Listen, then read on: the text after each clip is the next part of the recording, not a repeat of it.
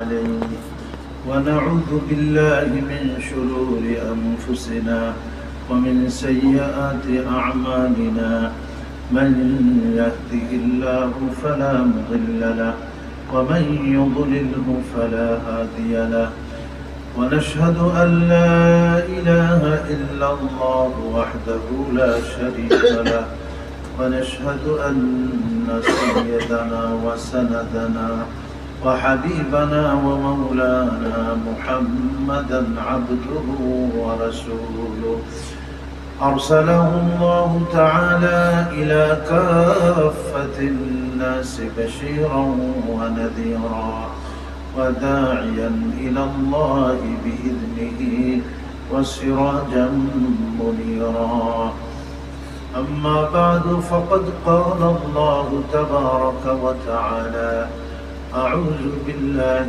من الشيطان الرجيم بسم الله الرحمن الرحيم فالذين هاجروا وأخرجوا من ديارهم وأوذوا في سبيلي وقاتلوا وقتلوا لأكفرن عنهم سيئاتهم ولأدخلنهم جنات تجري من تحتها الأنهار ثوابا من عند الله والله عنده حسن الثواب. وعن عمرو بن العاص رضي الله تعالى عنه أنه قال قال رسول الله صلى الله عليه وسلم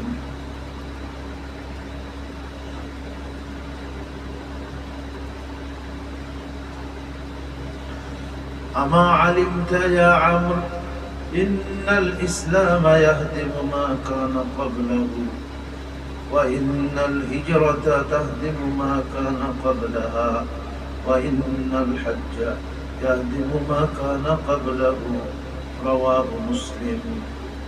أو كما قال رسول الله صلى الله عليه وسلم صدق الله مولانا العظيم وصدق رسوله النبي الكريم ونحن على ذلك من الشاهدين والشاكرين والحمد لله رب العالمين. اللهم صل على محمد وعلى آل محمد كما صليت على إبراهيم وعلى آل إبراهيم إنك حميد مجيد. اللهم بارك على محمد وعلى آل محمد كما باركت على إبراهيم وعلى آل إبراهيم إنك حميد مجيد. সম্মানিত মুসল্লিয়ান কিরাম ও উপস্থিত হাজিরিন, আল্লাহ পাকের অসংখ্য মেহেরবানি যে তিনি আমাদিগকে আজকে রবিউল আউয়াল মাসের 25 তারিখ শেষ জুমা এই মাসের, তো তিনি আমাদিগকে এই পবিত্র রবিউল আউয়াল মাসে তার ঘরে এসে জুমার নামাজ আদায় করার জন্য তৌফিক দিয়েছেন। এই জন্য আল্লাহর দরবারে লাখো কোটি শুকর আলহামদুলিল্লাহ। এবং আল্লাহ তাআলা আমাদের সুস্থ রেখেছেন এবং হায়াতকে দীর্ঘ করে দিয়েছেন, যেন আমরা আল্লাহ পাকের দিকে ধাবিত হতে পারি, নিজেদেরকে সংশোধন করার মধ্য দিয়ে, নেক আমল করার মধ্য দিয়ে আল্লাহ পাকের প্রিয় হতে পারি। এই জন্য আল্লাহ আমাদের এই সুযোগ দিয়েছেন, আমাদের হায়াতে বাকি রেখেছেন।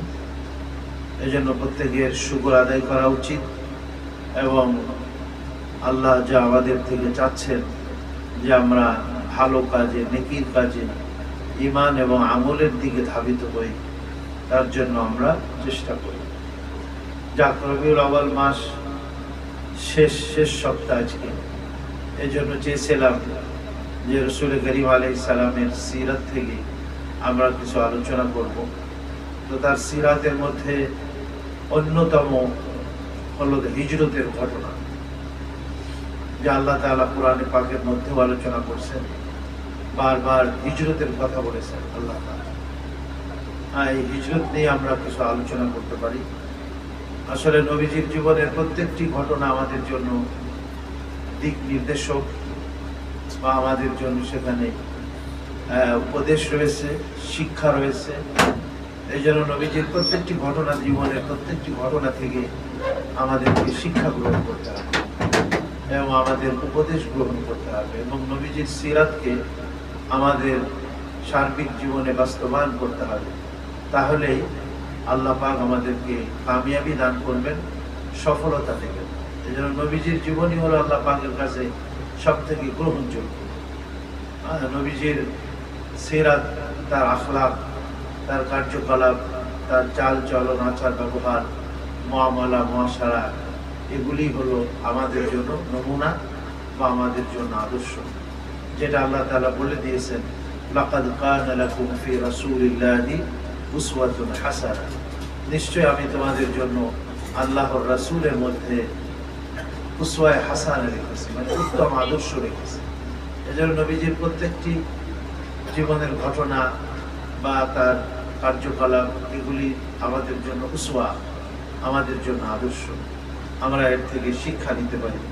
নবীজি আলাইহিস সালাম কেমন রাষ্ট্র পরিচালনা করছেন, সে রকমের রাষ্ট্র যদি পরিচালনা না হয়, তাহলে সে রাষ্ট্রের পরিচালনা কোনোদিন আমাদের জন্য বা পাবলিকের জন্য কল্যাণ হয়ে আনবে না। এই জন্য সাহাবা আজমাইন খেলাফাতের যে 30 বছর পর্যন্ত নবীজি আলাইহিস সালামের পরে খোলাফায়ে রাশেদা ছিলেন, তারাও এই খেলাফত আলা মিনহাজিন নবুওয়া, নবুয়াতের আদর্শের উপরেই তারা খেলাফতকে পরিচালনা করছে, এবং খেলাফতকে নিজেদের কোনো মালিকানা মনে করেন না। খেলাফত শব্দের অর্থ হলো প্রতিনিধি। নবীজি পরিচালনা করছেন আল্লাহ পাকের প্রতিনিধি হয়ে, এবং হযরত আবু বকর, হযরত ওমর, হযরত উসমান, হযরত আলী, এনারা প্রত্যেকেই খলিফা, মানে হলো রাসূল করিম আলাইহিস সালামের প্রতিনিধি। যখন নবীজির আদর্শ থেকে ধীরে ধীরে মানুষ নিজেদের মালিকানা মনে করতে লাগলো, ক্ষমতা বা রাষ্ট্র পরিচালনা করার দায়িত্বকে নিজেদের মালিকানা মনে করতে লাগলো, তখন ধীরে ধীরে মুসলমানদের অধঃপতন শুরু হয়ে যায়। এবং এখনো তো এটা নিজেদের মতো আমরা মনে করি। আসলে আল্লাহর যে একটা দায়িত্ব, এটা আমরা মনে করি না। এই জন্য আমাদের রাষ্ট্রীয় কাজ কর্মগুলির মধ্যে কোনো বরকত নাই, কোনো রহমত নাই, কারণ ওইটা তো আমরা আল্লাহর নবীর সিরাতের থেকে আলোকে আমরা এটাকে পরিচালনা করি না, এবং আমরা আমাদের সমাজকে পরিচালনা করি না, আমরা আমাদের রাষ্ট্রকে পরিচালনা করি না। এই জন্য আমার জীবনের সব কিছুই, নবীজি বলছেন যে লা ইউমিনু আহাদুকুম, তোমাদের কেউ মুমিন হতে পারে না হাত্তা ইয়াকুনা হাওয়াহু তাবআন লিমা জিতু, আমি যত আদর্শ নিয়ে এসেছি, যত উসওয়া নিয়ে আসছি, আল্লাহ আমাকে দিয়েছেন, তার মনের সমস্ত আবেগ, চেতনা, তার চাহিদা মনের আমার এই আনিত তরিকা এবং আনিত আদর্শ অনুযায়ী যতক্ষণ না হবে, সে মুমিন হতে পারবে না। চাই সেটা তার ব্যক্তিগত জীবনে হোক, পারিবারিক জীবনে হোক, সামাজিক জীবনে হোক, রাষ্ট্রীয় জীবনে হোক, তার অর্থনৈতিক জীবনে হোক, জীবনের যে কোনো ক্ষেত্রে রাসূল করিম আলাইহিস সালামের আদর্শ যতক্ষণ পর্যন্ত আমরা আমাদের কামিয়াবি ও সফলতার মাপকাঠি মনে না করব, ততক্ষণ পর্যন্ত আমাদের কোনো কামিয়াবি নাই। এই জন্য আমরা হিজরত থেকে কি কি শিক্ষা গ্রহণ করতে পারি। এই জন্য নবীজির হিজরতের ঘটনা আমরা অনেকেই জানি, কিন্তু তারপরেও একটু আমরা আলোচনা করলাম। হিজরত এমন একটা মানে কি বলা যায়, গুরুত্বপূর্ণ কাজ, যা প্রত্যেক নবীকেই করতে হয়েছে। হযরত মুসা আলাইহিস সালাম হিজরত করেছেন, হযরত ইব্রাহিম আলাইহিস সালাম হিজরত করছেন, প্রত্যেক নবীরাই হিজরত করছেন। এর মধ্য দিয়ে ধৈর্য, সবর, এই গুণগুলি মানুষের মধ্যে আসে। হিজরত শব্দের অর্থই হলো ত্যাগ, পরিত্যাগ করা। এটা শাব্দিক অর্থ হলো পরিত্যাগ করা। রাসূল করিম আলাইহিস সালাম বলেছেন, আল মুহাজির, প্রকৃত মুহাজির বা হিজরতকারী কে? মান হাজারা মা নাহাল্লাহু আনহু, যে পরিত্যাগ করে আল্লাহর নিষেধাজ্ঞা, আল্লাহর নিষেধাজ্ঞা বা গুনাহ পাপ কাজ যে ব্যক্তি পরিত্যাগ করে সেই হলো প্রকৃত মুহাজির, মানে পরিত্যাগকারী। এজন্য হিজরতের অর্থ হলো পরিত্যাগ করা। আর পারিভাষিক অর্থে হিজরত আমরা সবাই জানি, যেখানে নিজের দ্বীন ও ঈমান রক্ষা করা সম্ভব হয় না, তখন সেই এলাকাকে পরিত্যাগ করা, চাই সেটা নিজের জন্মভূমি হোক, হ্যাঁ, যেখানে নিজের দ্বীন ঈমানকে রক্ষা করা, নিজের ইসলামকে রক্ষা করা মুশকিল হয়ে পড়ে, সেখান থেকে এমন জায়গাতে চলে যাওয়া যেখানে গেলে নিজের দ্বীন ও ঈমানের সংরক্ষণ হয়, এটাকেই হিজরত বলা হয়। এই জন্য রাসূল কারীম আলাইহিস সালাতু ওয়াস সালাম আল্লাহ পাক এখানে আয়াতের মধ্যে বলছেন, যে আয়াত আমি তেলাওয়াত করেছি, ফাল্লাযীনা হাজারু ওয়া উখরিজু মিন দিয়ারিহিম ওয়া উযু ফি সাবিলি ওয়া কাতালু ওয়া কুতিলু লাউকাফিরান্না আনহুম সাইয়্যাতিহিম, যারা হিজরত করল এবং তাদের ঘর বাড়ি থেকে তাদেরকে বের করে দেওয়া হলো এবং আমার রাস্তায় তারা কষ্ট স্বীকার করল, আমার রাস্তায় তারা লড়াই করল, কতল কেতাল করলো, যুদ্ধ বিগ্রহ করলো এবং আর আমার রাস্তায় শাহাদাত বরণ করলো, লা উকাফিরান্না আনহুম সাইয়্যাতিহিম, আমি আল্লাহ অবশ্যই অবশ্যই তাদের গুনাহকে মাফ করে দেব, ওয়ালা উদখিলান্নাহুম জান্নাতিন তাজরি মিন তাহতিহাল আনহার, এবং তাদেরকে আমি আখিরাতে জান্নাত দান করব যার পাদদেশ দিয়ে নহরসমূহ প্রবাহিত হবে, সাওয়াবাম মিন ইনদিল্লাহ, এটা আল্লাহ পাকের পক্ষ থেকে পুরস্কার, আল্লাহু ইনদাহু হুসনুস সাওয়াব, আর উত্তম পুরস্কার তো আল্লাহ পাকের কাছেই আছে। সূরা আলে ইমরান 195 নম্বর আয়াতে আল্লাহ তাআলা হিজরতের কথা আলোচনা করেছেন, আরো বিভিন্ন আয়াতে বলেছেন। আর হাদিস শরীফ আমি যেটা পড়েছি, এই হাদিস শরীফে হযরত আমর ইবনে আল-আস রাদিয়াল্লাহু আনহু, তিনি তখনও ইসলাম গ্রহণ করেন নাই, ইসলাম গ্রহণ করার জন্য রাসূল করিম আলাইহিস সালামের কাছে আসলেন এবং নবীজির হাতে ইসলামের উপরে হাতে হাত দেওয়া এটা সুন্নাত, দিলে ভালো হয়। কারোর সাথে যখন কোনো চুক্তি হয় তো সাধারণত হাতে হাত দেয়। বিবাহের মধ্যেও যখন কেউ তার মেয়েকে তার জামাইয়ের কাছে সুপর্দ করে তখন হাতে হাত দেয়। আগের জামানায় এরকম কেউ কিনা বেচা বা কোনো গুরুত্বপূর্ণ চুক্তি হলে একজনের হাত আরেকজনে ধরে সেই চুক্তিটা করে।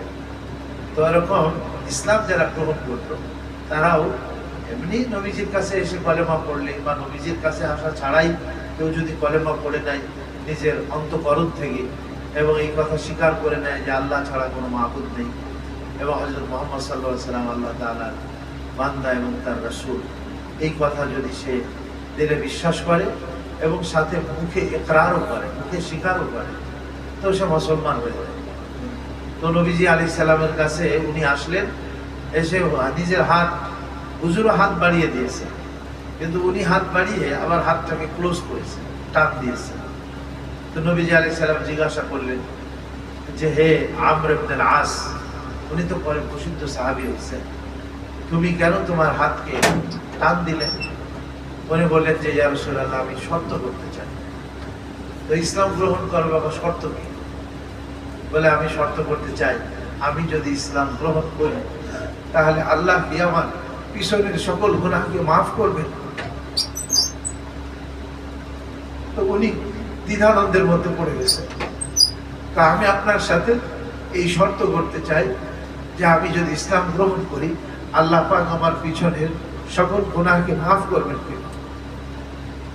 তো নবী আলাইহিস সালাম তখন এই হাদিসটা শোনালেন এবং সেখানে তিনি বললেন, আমা আলিমতা ইয়া আমর, হে আমর ইবনে আল-আস, তুমি কি জানো না ইন্নাল ইসলাম ইয়াহদিমু মা কানা ক্বাবলাহু, কেউ যদি ইসলাম গ্রহণ করে লা ইলাহা ইল্লাল্লাহ মুহাম্মাদুর রাসূলুল্লাহ এই কালেমা পাঠ করে তার বিগত জীবন থেকে সে তওবা করে ইসলামের মধ্যে অনুপ্রবেশ করে, আল্লাহ পাক তার পিছনের সকল গুনাহকে মাফ করে দেন। তুমি কি এটা জানো না? তারপরে আরো দুইটা আমলের কথা নবী আলাইহিস সালাম বলছেন, যেটা আমরা এখন বলতে চাচ্ছি। ওয়া আন্নাল হিজরাতা তাহদিমু মা কানা ক্বাবলাহা, কেউ যদি হিজরত করে, নিজের ঘর বাড়ি, নিজের জন্মভূমি, নিজের সহায় সম্পত্তি সব পরিত্যাগ করতেছে আল্লাহর খাতিরে, আল্লাহর দ্বীনের জন্য। এই যে আমরা হিজরি বলি না, হিজরি সন, এটা কত সন? 1447। 1447 বছর আগে নবীজি আলাইহিস সালামের এই হিজরত সংগঠিত হলো। তো এটা কেন আসছে? আসলে হিজরত এটা বিশাল এক ত্যাগ, তিতিক্ষা এবং এক বিশাল স্যাক্রিফাইস, ইসলামের জন্য কুরবানির এক নিদর্শন। যেন এই উম্মাত আসলে ত্যাগ এবং কুরবানির মধ্য দিয়ে এই উম্মাতের জন্ম হয়েছে, এই উম্মাত অস্তিত্ব লাভ করেছে। এই কথা বোঝানোর জন্যই আমরা তারিখের মধ্যে এই হিজরত, হিজরি শান কি করে থাকি, ব্যবহার করে থাকি। বলে কেউ যদি হিজরত করে নিজের দ্বীন ও ইসলামকে সংরক্ষণের জন্য, নিজের ঈমানের হেফাজতের জন্য, এমন জায়গায় যেখানে গেলে তার দ্বীন ও ঈমান সংরক্ষিত হবে, আর যেখান থেকে সে যাচ্ছে সেখানে তার দ্বীন ঈমান কিসের মধ্যে? সংশয়ের মধ্যে, ভয়ের মধ্যে, অনিরাপদ। এই জন্য সে নিরাপদ স্থানে চলে যাচ্ছে। তো এরকমের কেউ যদি করে তাহলে এই হিজরত এমন একটি আমল, তাহদিমু মা কানা ক্বাবলাহা, হিজরতের পূর্বের সকল গুনাহকে আল্লাহ তাআলা মাফ করে দেন।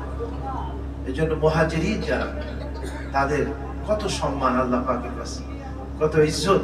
তাদের মতো এত বড় ত্যাগ আর এত বড় কুরবানি কে স্বীকার করেছে? ওয়া ইন্নাল হাজ্জা ইয়াহদিমু মা কানা ক্বাবলাহু, প্রকৃতপক্ষে কেউ যদি হজ্জে মাবরুর করে, হজ, যে হজের মধ্যে কোনো গুনাহ করবে না, কাউকে কোনো রকমের কষ্ট দিবে না, বরঞ্চ সে আল্লাহর হুকুমগুলি ঠিক ঠিক মতো বিনয়ের সাথে সে পালন করবে, এবং না আল্লাহর কোনো নাফরমানি করবে, না কোনো মানুষের সাথে মানুষের হক নষ্ট করবে, কাউকে কষ্ট দেবে। এই রকমের কেউ যদি হজ করতে পারে, তো নবীজি বলেন ইন্নাল হাজ্জা ইয়াহদিমু মা কানা ক্বাবলাহু, হজের পূর্বের গুনাহকে আল্লাহ তাআলা মাফ করে দেন।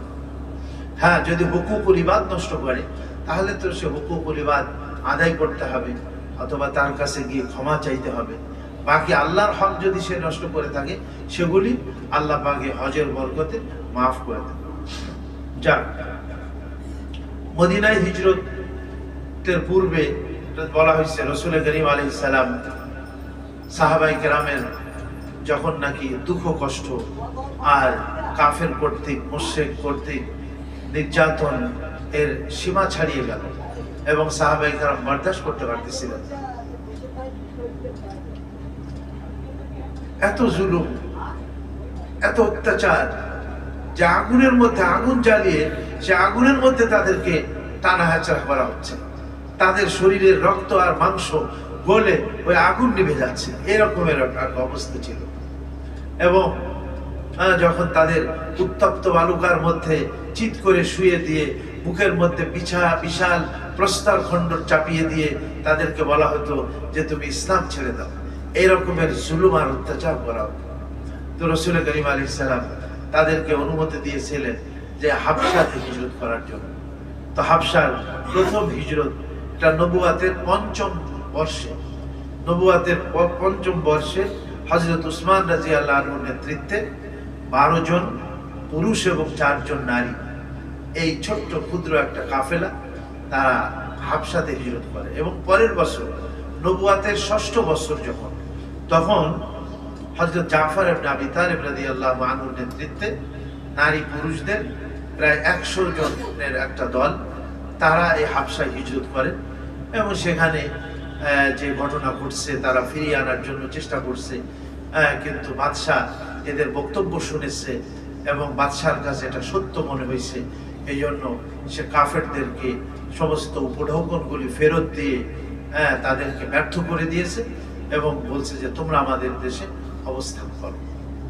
ওনারা মদিনাতে যখন পরবর্তীকালে রাসূল করিম আলাইহিস সালাম আপনার 13তম নবুয়াতের 13তম বৎসরে যখন মদিনাতে হিজরত করেন, ওনারা ওই হাবশা থেকে মদিনাতে চলে আসেন এবং তাদের কাছে যে নৌকা বা স্টিমার ছিল, এই লোহিত সাগর, মাঝখানে তো লোহিত সাগর, ওই পারে হলো আবিসিনিয়া, আর এই পারে হলো আপনার আরব দেশ বা মক্কা শরীফ, মদিনা শরীফ এই পাশে।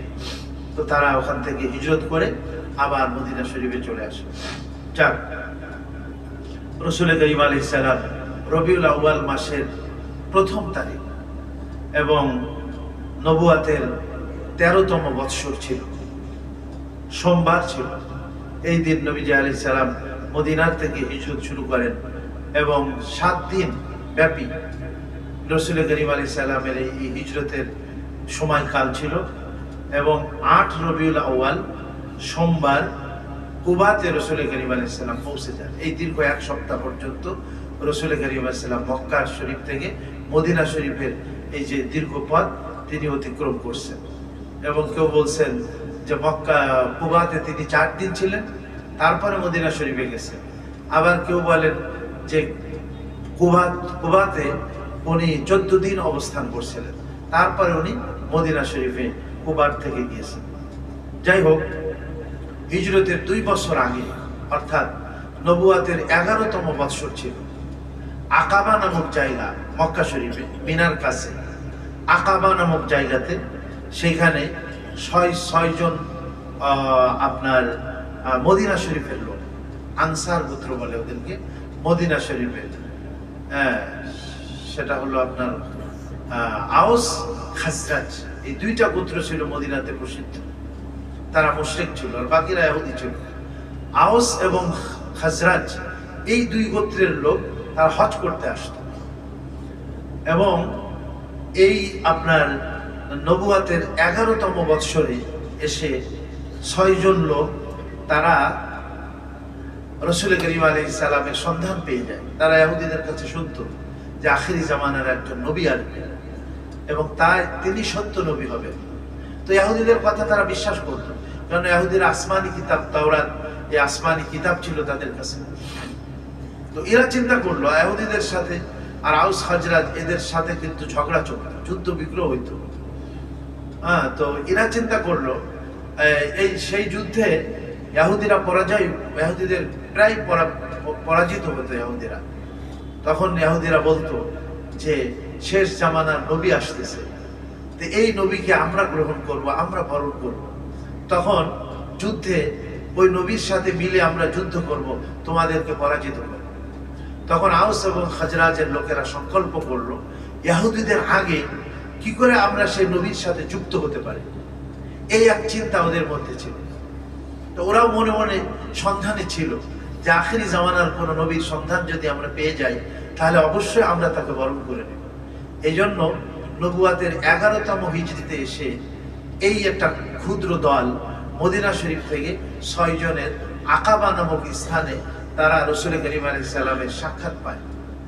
এবং নবীজি হজের সময় কি বলে আপনার মিনার ঘাটি, পাহাড়ের পাদদেশে বিভিন্ন লোকের কাছে যে ইসলামের দাওয়াত দিতেন। তো ইনি উনাদের তাঁবুর মধ্যে গিয়েছিলেন নবীজি আলাইহিস সালাম, এবং নবীজি নিজের নবুয়াতের কথা বললেন, ইসলামের কথা বললেন, তৌহিদ রিসালাতের কথা তাদের সামনে পেশ করলেন। তারা তখন বুঝতে পারলো যে ওহো, তাহলে এনার ব্যাপারেই তো ইহুদিরা বলে। এই জন্য সাথে সাথে ওরা এই মৌকাটা, সুযোগটাকে লুফে নিবে এবং সাথে সাথে তারা নবীজি আলাইহিস সালামের হাতে হাত রেখে তারা মুসলমান হয়ে যায় এই 6 জন। পরের বৎসর অর্থাৎ 12তম নবুয়াতের 12তম বৎসর, যে সেখানে 12 জনের একটা কাফেলা তারা মদিনা শরীফে থেকে এসে এই ঠিক একই জায়গাতে তারা রাসূল করিম আলাইহিস সালামের হাতে তারা মানে আপনার কি হয় মুসলমান হয়।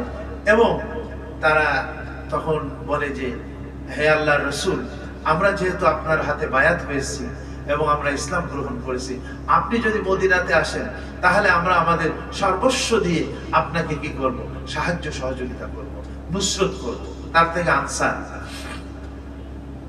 তো রাসূল করিম আলাইহিস সালাম তাদেরকে প্রতিশ্রুতি দিয়েছিলেন যে হ্যাঁ, আল্লাহ পাকের পক্ষ থেকে ইশারাও ছিল এরকমের যে, তো তারপরে সর্বপ্রথম হিজরতের আল্লাহ পাকের পক্ষ থেকে অর্ডার হয়ে যায়। সর্বপ্রথম মুসআব ইবনে উমাইর রাদিয়াল্লাহু আনহু, তিনি এই প্রথম বায়াতে আকাবা যেটা হয়েছিল তার পরপরই হযরত মুসআব রাদিয়াল্লাহু আনহুকে রাসূল করিম আলাইহিস সালাম মদিনা শরীফের মুআল্লিম হিসাবে, শিক্ষক হিসাবে প্রেরণ করলেন। এবং এই মুসআব ইবনে উমাইর রাদিয়াল্লাহু আনহু ইনি মদিনাতে একটা পরিবেশ সৃষ্টি করলেন 2 বছর ব্যাপী। এই আপনার 11 এবং 12তম নবুয়াতের এই 2 বছরে মদিনা শরীফে রাসূল করিম আলাইহিস সালামের জন্য ফিল্ড তৈরি করলেন, প্রস্তুত করলেন, এবং ওনার হাতে বহু লোক মুসলমান হয়ে গেল মদিনা শরীফে। এবং রাসূল করিম আলাইহিস সালাম হিজরত করে যাওয়ার আগে আগে এই মদিনা শরীফ থেকে, মক্কা শরীফ থেকে আরো অনেকেই হিজরত করে যেতে লাগলো। তারপরে যখন কাফের মুশরিকরা দেখলো যে কি ব্যাপার, এরা তো এখান থেকে চলে গিয়ে মদিনাতে তারা একত্রিত হচ্ছে, আর মদিনার পাশ দিয়ে আমরা শামে যাই, সিরিয়াতে যাই আমরা আমাদের ব্যবসার জন্য, এখানে গিয়ে তারা যদি একত্রিত হয়ে আমাদের বিরুদ্ধে তারা একটা কি সাংগঠনিক ভাবে বা একটা মানে সংগঠিত হয়ে যায়, তাহলে এটা আমাদের জন্য বড় একটা অনিরাপদ হয়ে যাবে। এই জন্য এরা যেন হিজরত করতে না পারে, এই জন্য যেই হিজরত করত তাকে তারা বাধা প্রদান করতো, হিজরত করতে দিত না তাকে। তো তারপরেও সাহাবা আজমাইন রাসূল করিম আলাইহিস সালামের ইশারায় তারা কি করলেন, অনেকেই এই 2 বছরে হিজরত করে তারা মদিনাতে চলে গেছে। তো তারা চিন্তা করলো এখন আর কোনো উপায় নেই, মুহাম্মদ সাল্লাল্লাহু আলাইহি সাল্লামকে হত্যা করতে হবে। দারুন নদওয়া একটা জায়গা আছে, যেটা ধরেন এখন ওই মক্কা টাওয়ার যে বলে, বা ওই যে ঘড়ি কি বলে ওটা, জমজম টাওয়ার, এই দিকে আর কি, এই পশ্চিম দিকে এই জমজম টাওয়ার আর মক্কা টাওয়ার, এই জায়গার মধ্যে অনেকে বলেন দারুন নদওয়া ছিল। তাদের যে কোনো মিটিং বা সলা পরামর্শ তারা এখানেই করত। এই দারুন নদওয়াতে আবু জেহেলের নেতৃত্বে তারা একটা মিটিং কল করলো যে কি করা যায় বিষয়টা নিয়ে। তারা সেখানে মুহাম্মদ সাল্লাল্লাহু আলাইহি ওয়াসাল্লামকে হত্যা করার জন্য তারা প্ল্যান নিল। সেখানে আবুল আসওয়াদ তাদের মধ্যে একজন লিডার ছিল, সে বলল যে না, একে দেশান্তর করে দিতে হবে, এখান থেকে পাঠিয়ে দূর দেশে কোথাও পাঠিয়ে দিতে হবে, যেন লোকজন তার সাথে কোনো রকমের যোগাযোগই না করতে পারে। তাদের মধ্যে আরেকজন ছিল আবুল বুখতারি, সে বলল যে একে শিকল দিয়ে এমন ভাবে বেঁধে রাখতে হবে যে যেন ওই অবস্থায় সে কি করে, মৃত্যুবরণ করে। কিন্তু আবু জেহেল সে আবার একটা পরামর্শ দিল যে না, কুরাইশদের যত শাখা আছে এই প্রত্যেক শাখার থেকে সম্মিলিত 1-2 করে লোক এনে মুহাম্মদকে হত্যা করতে হবে, তাহলে নবীজির যে গোত্র বনু হাশেম তারা আর এর প্রতিশোধ নিতে পারবে না বা এর কিসাস নিতে পারবে না। এত কুরাইশের সমস্ত শাখাওয়ালারা মিলে এই কাজ করেছে, তখন নবীজির যে গোত্র ছিল বনু হাশেম তারা এটার কিসাস বা বদলা গ্রহণ করতে অক্ষম হবে, এটাই করতে হবে। আর শয়তানও ওই সময় একজন লোকের সুরাত ধরে সেই দারুন নদওয়াতে আসে এই ধরনের পরামর্শ তার দেয় যে দেখো, তোমাদের এগুলি কোনো পরামর্শ না, পরামর্শ এভাবেই করো যে তোমরা সব গোত্ররা মিলে মুহাম্মদ সাল্লাল্লাহু আলাইহি ওয়াসাল্লামকে হত্যা করো। ঠিক এভাবে মিটিংয়ে সব সিদ্ধান্ত নিয়ে তারা চিন্তা করলো গভীর রাতে রাসূল করিম আলাইহিস সালামের বাড়িকে ঘেরাও করতে হবে। এই জন্য তারা সশস্ত্র হয়ে রাসূল করিম আলাইহিস সালামের বাড়িকে তারা কি করলো, ঘেরাও করলো। আল্লাহ তাআলা সূরা তাওবার আনফালের মধ্যে এই কথা বলেছেন, ওয়া ইয ইয়ামকুরু বিকাল্লাযীনা কাফারু লিইউসবিতুকা আও ইয়াকতুলুকা আও ইখরিজুক ওয়া ইয়ামকুরুনা ওয়া ইয়ামকুরুল্লাহ ওয়াল্লাহু খায়রুল মাকিরিন। যখন তারা আপনার বিরুদ্ধে ষড়যন্ত্র করতেছিল যে তারা আপনাকে বেঁধে রাখবে শিকল দিয়ে, অথবা আপনাকে দেশান্তর করে দেবে, আও ইয়াকতুলুকা অথবা আপনাকে হত্যা করবে, তারা ষড়যন্ত্র করতেছিল। এবং আল্লাহ পাকও তাদের ষড়যন্ত্রের জবাব দেওয়ার জন্য আল্লাহ প্রস্তুত আছেন। আল্লাহু খায়রুল মাকিরিন। যারা পৃথিবীতে ষড়যন্ত্র করে তাদের ষড়যন্ত্রকে ধূলিসাৎ করার জন্য, ধ্বংস করার জন্য মহান আল্লাহ তাআলাও পরিকল্পনা করেন। তারা রাসূল করিম আলাইহিস সালামের ঘরকে তারা কি করে নিল, এরকম ভাবে ঘেরাও করে নিল। যাই হোক, এর আগে সূরা বনী ইসরাঈলের আয়াত, নবীজি আলাইহিস সালামকেও আল্লাহ তাআলা হিজরতের নির্দেশ দিয়ে দিলেন এবং নবীজি অপেক্ষাও করতেছিলেন। আর এই দোয়া পড়তেছিলেন, যেটা সূরা বনী ইসরাঈলের মধ্যে আছে, আকুর রাব্বি আদখিলনি মুদখালা সিদকিন ওয়া আখরিজনি মুখরাজা সিদকিন ওয়াজআল লি মিন লাদুনকা সুলতানান নাসীরা। সূরা বনী ইসরাঈল ৮০ নম্বর আয়াতে আল্লাহ তাআলা, হে নবী আপনি এইভাবে দোয়া করেন, আকুল আপনি দোয়া করেন, বলেন রব্বি আদখিলনি মুদখালা সিদকিন, হে আল্লাহ তুমি আমাকে প্রবেশ করাও মুদখালা সিদকিন, সঠিকভাবে যেন আমি মদিনাতে কি করতে পারি, প্রবেশ করতে পারি, ওয়া আখরিজনি মুখরাজা সিদকিন, এবং সুন্দরভাবে তুমি আমাকে মক্কা থেকে বাহির করে নাও, মক্কা থেকে বাহির করে নাও, ওয়াজআল লি মিন লাদুনকা সুলতানান নাসীরা, আল্লাহ তুমি আমার জন্য এমন একটা প্রমাণ খাড়া করে দাও যা আমার জন্য সাহায্যকারী হবে, এমন কোন পন্থা তুমি আমার জন্য আবিষ্কার করে দাও যেন আমি মদিনাতে যেতে পারি। নবীজি আলাইহিস সালাম এই দোয়া করতে থাকতেন বারবার। যাই হোক, তারপরে কোনো এক রাতে তারা ঘেরাও করলো রাসূল করিম আলাইহিস সালামকে। যদিও তারা শত্রু ভাবতো, কিন্তু তাদের অন্তর সায় দিত, গাওয়া দিত যে তিনি একজন আল আমিন, তিনি একজন সত্যবাদী, তিনি একজন বিশ্বাসী। এই জন্য মানুষের আমানত, ব্যাংকের মতো, ব্যাংক যেভাবে মানুষ টাকা রাখে, আস্থা থাকে যে না এরা আমার আমানতকে নষ্ট করবে না, তো তারা নবীজির কাছে আমানত রাখতো। বহু মানুষের আমানত নবীজি আলাইহিস সালামের কাছে ছিল। নবীজি আলাইহিস সালাম হযরত আলী রাদিয়াল্লাহু আনহুকে প্রস্তুত করলেন যে দেখো আজকে রাতেই আমার হিজরত করার নির্দেশ, বা আমাকে হিজরত করতে হবে, তুমি আমার খাটের উপরে শুয়ে থাকবে চাদর মুড়ি দিয়ে, তবে তুমি আশঙ্কা করবে না যে তোমাকে কাফেররা হত্যা করবে, এই আশঙ্কা তুমি করবে না, তুমি আল্লাহর উপরে ভরসা রাখবে, ওরা তোমাকে কিছুই করতে পারবে না। রাসূল করিম আলাইহিস সালাম এইভাবে আমানতগুলি হযরত আলী রাদিয়াল্লাহু আনহু বুঝাই দিলেন যে তুমি আমানত সবগুলি ঠিক মতো আদায় করার পরে তুমিও চলে আসবে মদিনাতে। যাই অত্যন্ত গোপনে এটা, এবং নবীজি আলাইহিস সালাম তখন এক মুষ্টি মাটি উঠাইলেন, এবং এক মুষ্টি মাটি উঠায় এই মাটি তিনি নিক্ষেপ করে দিলেন, ঘোরাই দিলেন মাথার উপর দিয়ে। আল্লাহ কোরআনে পাকে বলছেন, আমা রামাইতা ইজ রামাইতা ওয়ালাকিন্নাল্লাহ রামা, আপনি যখন ওই এক মুষ্টি মাটি যখন আপনি নিক্ষেপ করেছিলেন তখন আপনি করেছিলেন না, আল্লাহ এই মাটি নিক্ষেপ করেছিলেন।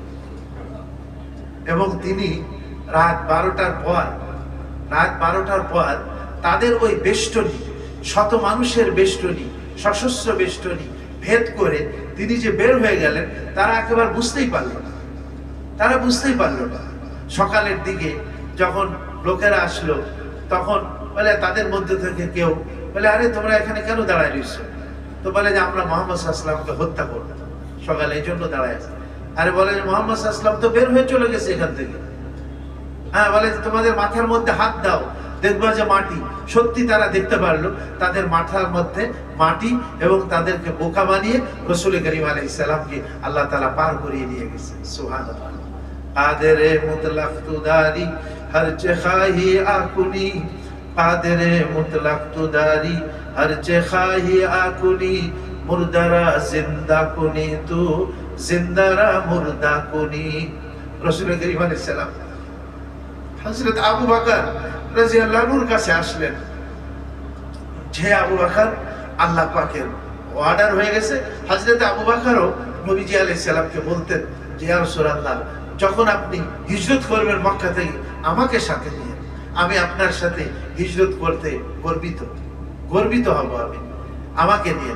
এবং হযরত আবু বকর 2টা উট ক্রয় করে রেখেছিলেন, এবং 8000 দিরহাম তার দাম ছিল, 4000 করে 8000 দিরহাম। নবীজি যখন হযরত আবু বকর রাদিয়াল্লাহু আনহু ওখানে গেলেন, হযরত আবু বকর রাদিয়াল্লাহু খুবই সন্তর্পণে, খুবই গোপনে, কেউ যেন টের না পায়, এরকম কৌশল অবলম্বন করছেন।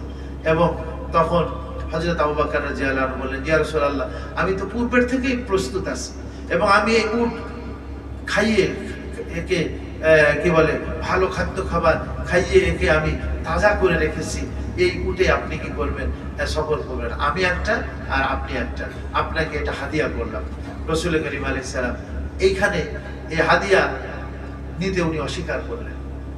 হযরত আবু বকর রাদিয়াল্লাহু আনহু, নবীজি বলছেন যে অনেকের ঋণ আমি পরিশোধ করতে পারছি, কিন্তু হযরত আবু বকর তার ঋণ আমি কি পরিশোধ করতে পারি নাই বা আমি পারবো না। এর আগে হযরত আবু বকর রাদিয়াল্লাহু আনহু মাল রাসূল করিম আলাইহিস সালামের জন্য তিনি ওয়াকফ করে দিয়েছিলেন সব। কিন্তু এই সময় হিজরতের ব্যাপারটা ছিল অন্যতম। নবীজি আলাইহিস সালাম এটা নিতে চাইলেন না।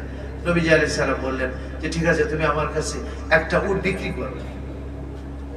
করো, আমি নিজের মাল দিয়ে যেন হিজরতের মতো বিশাল একটা আমল আমি সংগঠিত করতে পারি, হিজরত নিজের অর্থ দিয়ে যেন আমি এটা করতে পারি, এই জন্য আমি এটা হাদিয়া গ্রহণ করব না, তুমি আমার কাছে একটা উট বিক্রি করো। যা হইল হযরত আবু বকর রাদিয়াল্লাহু আনহু রাজি হয়ে গেলেন নবীজি আলাইহিস সালামের ইশারায়।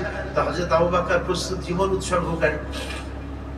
যাই হোক, ওনারা ওখান থেকে উত্তর দিকে মদিনার মক্কা শরীফ থেকে উত্তরেই তো উত্তরে হচ্ছে মদিনা শরীফ।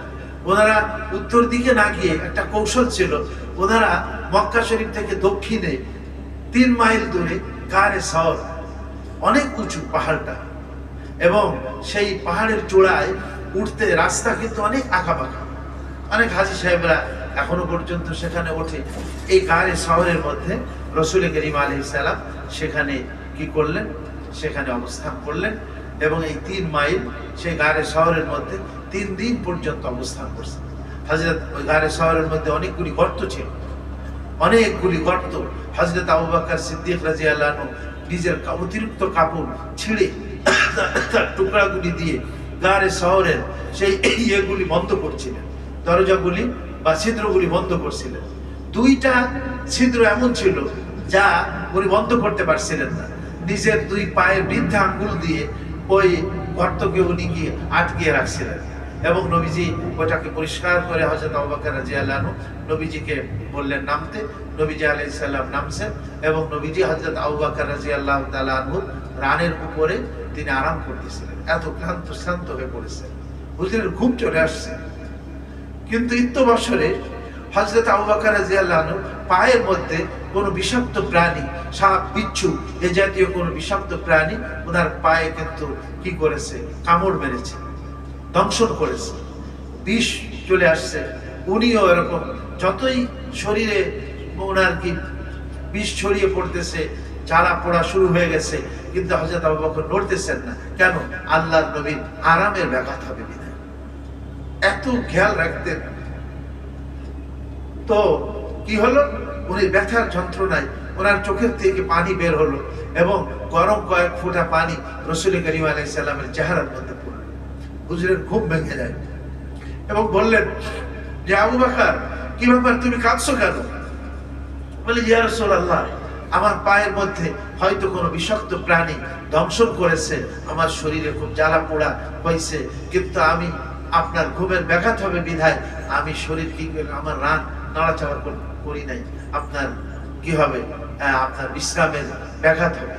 যাই হোক, নবীজি আলাইহিস সালাম বললেন, কোথায় দংশন করছে?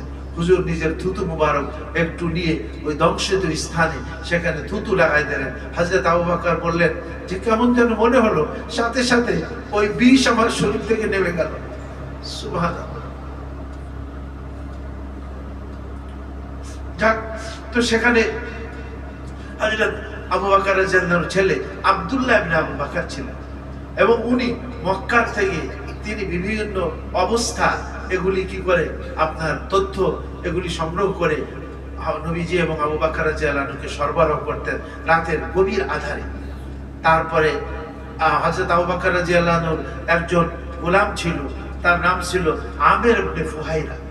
আমির ইবনে ফুহাইরা ওই গারে শহরের আশপাশে বকরি চড়াইতেন। তিনি ওই বকরির দুধ এনে হযরত আবু বকর এবং রাসূল করিম আলাইহিস সালামকে খাওয়াইতেন। বছরে চতুর্দিকে যখন তারা মুহাম্মদকে খুঁজে পাইতেছে না, তো যত রাস্তা আছে অলিগলি সমস্ত রাস্তার মধ্যে তারা গোয়েন্দা ফিট করেছে যে মুহাম্মদ সাল্লাল্লাহু আলাইহি ওয়াসাল্লামকে খুঁজে বের, দুইজনের যে কোনো একজনকে যে ধরে দিতে পারবে তার জন্য তারা পুরস্কার ঘোষণা করলো। 100 উট তাকে কি করা হবে, পুরস্কার দেওয়া হবে 100 উট।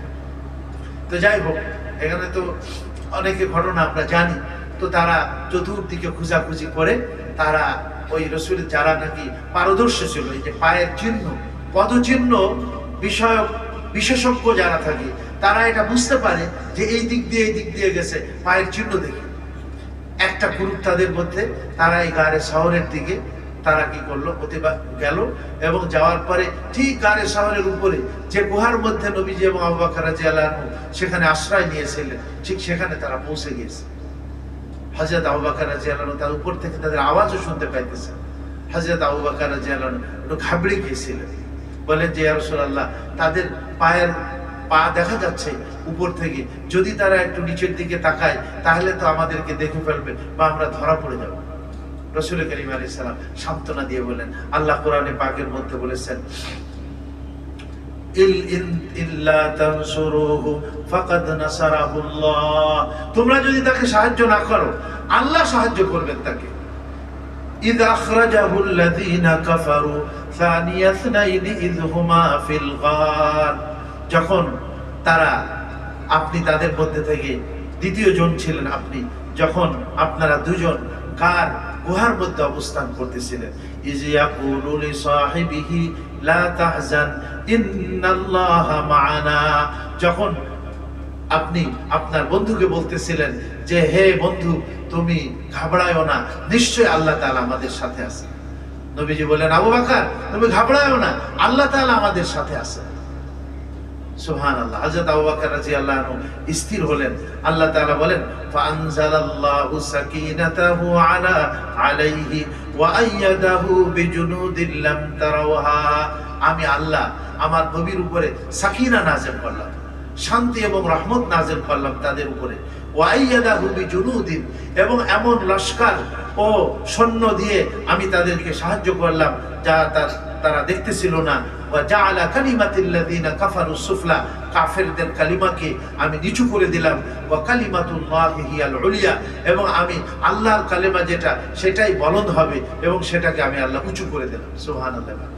আমার মনে হয় আজকে পর্যন্তই থাক। তারপরে এখান থেকে রাসূল কারীম সাল্লাল্লাহু আলাইহি ওয়াসাল্লাম মদিনা পর্যন্ত যাওয়া, কুবার থেকে আবার মদিনা, এটা পরবর্তীকালে আলোচনা করব। আল্লাহ রাব্বুল আলামিন আল্লাহর দ্বীনের জন্য যত রকমের ত্যাগ তিতিক্ষা এবং কুরবানি হতে পারে এটা স্বীকার করার মনোমানসিকতা আল্লাহ তাআলা আমাদেরকে দান করেন এবং নবীজির পদঙ্ক অনুসরণ করার তৌফিক আমাদের নসিব করেন। যাদের সুন্নাত বাকি আছে 4 রাকাত ক্বাবলাল